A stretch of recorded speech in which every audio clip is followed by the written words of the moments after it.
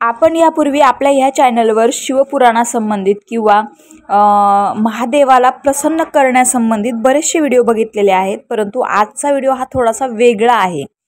तर सुरुवात करूया आपल्या उपायांना। सर्वात पहिला उपाय, महादेवाला तांदूळ अर्पण केल्याने धनप्राप्ती होते। तीळ अर्पण केल्याने पापांचा नाश होतो। जवस अर्पण केल्याने सुखामध्ये वृद्धी होते। गहू अर्पण केल्याने अपत्य वृद्धी होते। शिवपुराणानुसार जाणून घ्या, महादेवाला कोणत्या रसाने म्हणजे द्रव्याने अभिषेक केल्याने कोणते फळ प्राप्त होते। ताप ज्वर आला असेल तर महादेवाला जल अर्पण केल्याने लवकर फरक पडेल। सुख आणि अपत्य वृद्धीसाठी सुद्धा महादेवाला जलाभिषेक करणे उत्तम मानण्यात आले आहे। तल्लख बुद्धीसाठी साखर मिश्रित दूध महादेवाला अर्पण करावे। शिवलिंगावर उसाचा रस अर्पण केल्याने सर्व आनंदाची प्राप्ती होते। महादेवाला गंगेचे पाणी अर्पण केल्याने मोक्ष प्राप्त होतो। मधाने महादेवाचा अभिषेक केल्यास टीबी रोगातून आराम मिळतो। जर शारीरिक रूपात एखादा मनुष्य कमजोर असेल तर त्याने गायीच्या शुद्ध तुपाने महादेवाला अभिषेक करावा। या उपायाने शारीरिक कमजोरी दूर होऊ शकते। शिवपुराणानुसार जाणून घ्या, महादेवाला कोणते फूल अर्पण केल्याने कोणते फळ प्राप्त होते। लाल व पांढऱ्या रुईचे फूल अर्पण केल्याने मोक्ष प्राप्त होऊ शकतो। चमेलीचे फूल अर्पण केल्याने वाहन सुख प्राप्त होते। शमी वृक्षाचे पान अर्पण केल्याने मोक्ष प्राप्त होतो। बेलाचे फूल आणि पान अर्पण केल्याने सुंदर आणि सुशील पत्नी मिळू शकते। जाई जुईचे फूल अर्पण केल्याने घरामध्ये कधीही अन्नाची कमतरता भासत नाही। कण्हेरीचे फूल अर्पण केल्याने नवीन वस्त्र प्राप्त होते। प्राजक्तांच्या फुलांनी महादेवाची पूजा केल्यास सुख संपत्तीमध्ये वृद्धी होते। धोत्र्याचे फूल अर्पण केल्याने महादेव सुयोग्य पुत्र प्रदान करतात, जो कुळाचा उद्धार करतो। दुर्वा अर्पण करून महादेवाची पूजा केल्यास आयुष्य वाढते। या उपायांनी प्रसन्न होतात महादेव। श्रावणात दररोज बेलाच्या 12 पानांसह ओम नमः शिवाय लिहून ही पाने शिवलिंगावर अर्पण करा। या उपायाने तुमच्या सर्व इच्छा पूर्ण होऊ शकतात। तुमच्या घरामध्ये कोणत्याही प्रकारची अडचण असेल तर श्रावणात दररोज सकाळी घरामध्ये गोमूत्र शिंपडावे।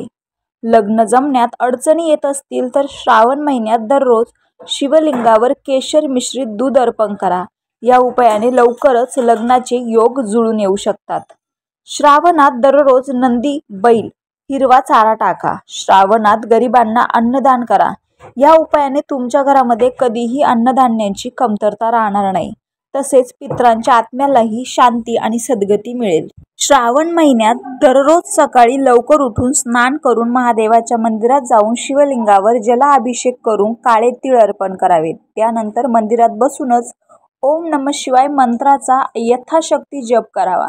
या उपायाने मानसिक शांती लाभेल। श्रावणात एखाद्या नदी किंवा तलावातील माशांना पिठाच्या गोळ्या तयार करून खाऊ घालाव्यात। हा धनप्राप्तीचा सोपा उपाय आहे। उत्पन्न वाढवण्यासाठी श्रावण महिन्यात कोणत्याही दिवशी घरामध्ये पारद शिवलिंगाची स्थापना करून त्याची विधिव्रत पूजा करावी। त्यानंतर खालील मंत्राचा 108 वेळेस जप करावा। ऐं ह्रीं श्री ओम नमः शिवाय श्रीं ह्रीं ऐं।